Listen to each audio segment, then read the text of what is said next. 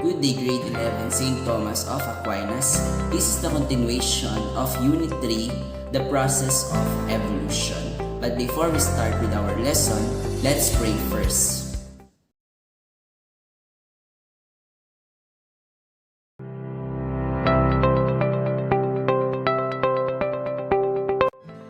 Once again, good day, grade 11, St. Thomas of Aquinas. We are now on lesson number 2 of Unit 3, week number 4, the process of evolution. But before we start with our lesson, I want you to get yourself ready and have your learning packet with you. Now that you are ready, let's start with our lesson with a recap of what we have discussed for the last video. In the last video, we have discussed about the Darwinian and Lamarckian evolution. The Darwinian evolution bases its idea that organisms evolve to adapt to its environment, where Lamarckian evolution's idea is all about organisms adapted to evolve on their new environment.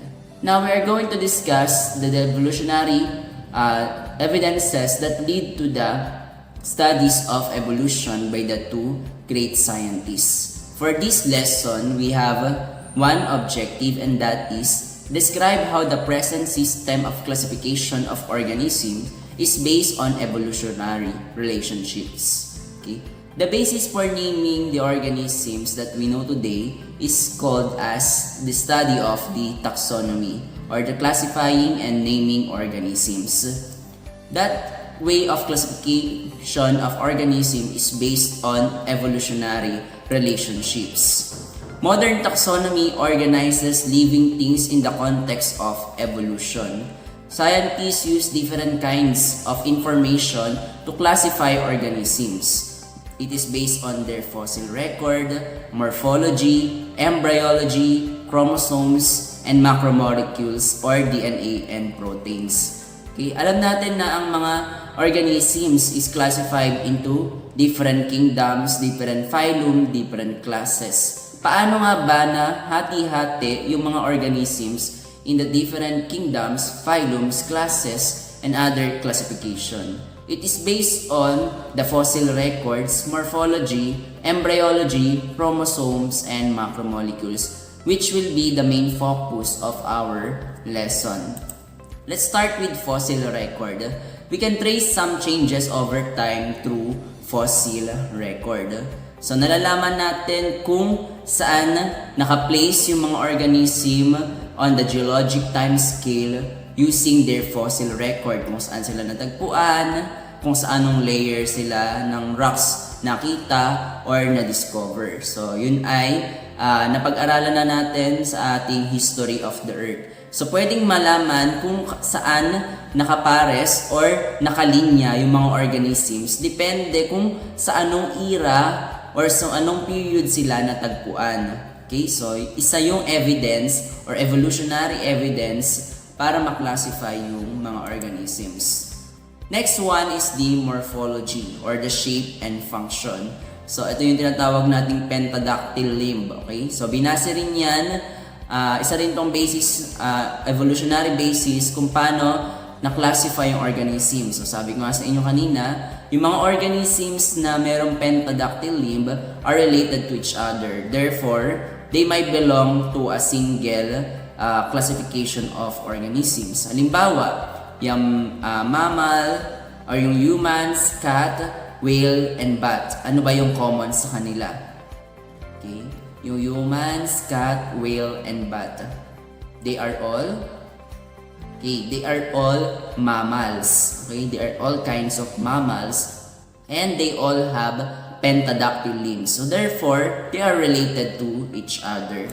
Okay? So we have their homologous, okay? Characteristics same embryological origin, may have similar structure and function. So pag sinabi natin homologous yung yung mga parts ng katawan ng dalawang organism, they have the similar structure and function. For example, yung bat wing and human arm. Okay, so ano ba yung magkaparehas sa atin? We have both pentadactyl limbs and both ay ginagamit natin for moving and for holding some things, okay? So, homologous characteristics suggest a recent common ancestor. So, ibig sabihin daw, parehas tayo ng ancestor ng bats because we have homologous structure. Okay? It suggests a recent common ancestor. Okay? How about analogous? Okay? So, but before that, muna tayo sa batwing and human arm develop from same embryonic structure. Pinakita lang ulit din sa picture. So, ayun na nga. Let's proceed to analogous. Characteristics may have similar structure and function but different embryological origin. So, example niyan is bird wing and butterfly wing. Ano ba yung main difference sa bird wing and butterfly wing? Okay, unang-una na doon yung pentadactyl limb din. So, yung bird wing, meron silang skeleton. While butterfly wing lang talaga siya. Wala siyang skeleton, wala siyang hard structure. So they are analogous, not homologous, although same yung structure and function nila, panlipad. Kaya lang, they are not closely related. Walang relationship yung bird and butterfly because butterfly is an insect and bird is a part of chordates. Meron siya animals with backbones. Okay, while butterflies are invertebrates which are under insects. Okay? So, ayan yung example. So, ito yung wing ng bird. Ito naman yung wing ng butterfly. Bird wing and butterfly wing have evolved with similar function for flying but different structure inside. So, therefore, they have analogous structure because they are not closely related. Ganun lang yung pagkakaiba ng homologous and analogous structure. So, ito ay under ng morphology, okay, or the study of structures. Okay? Next one is embryology. Animals whose embryos develop in a similar pattern may be related. Okay, yung embryo, bago mag-fetus, di ba, embryo muna.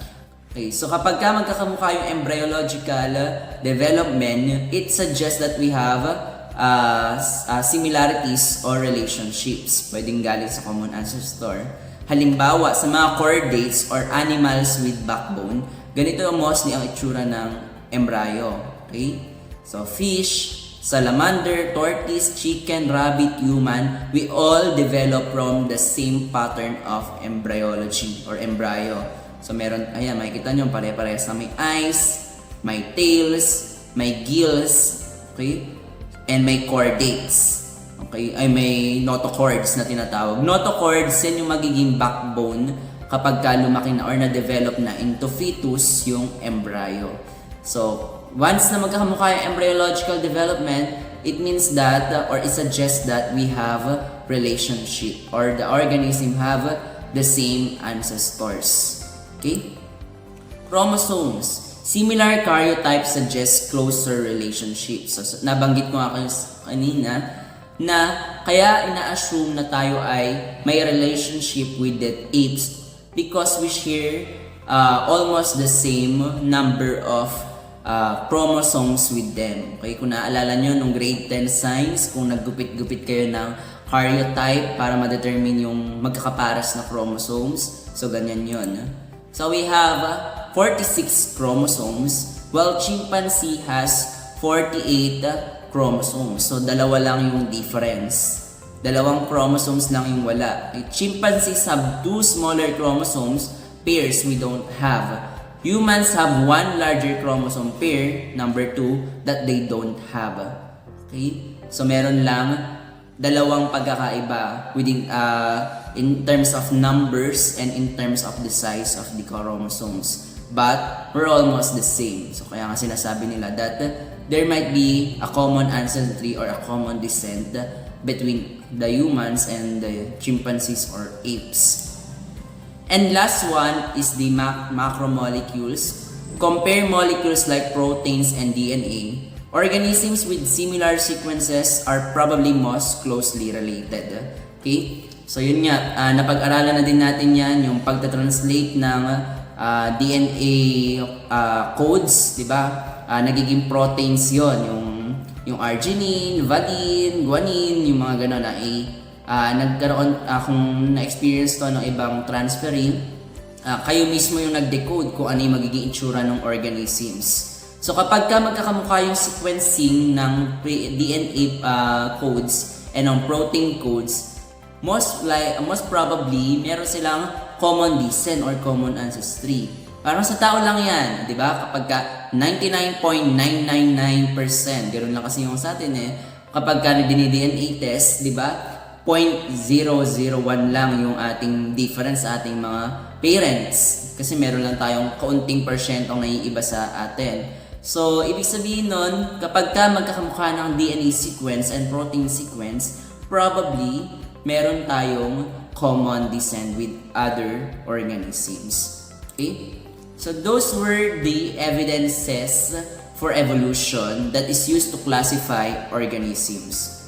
Okay? If you want to learn more about our lesson, you can watch the file taxonomy on your flash drive. If you still have questions in mind before you take the quiz, you can contact me during our consultation time. But if you are ready to take your assessment, you can answer the activity 3 on your learning packet. That's it for our lesson number 2, which is all about classifying organisms based on their evolutionary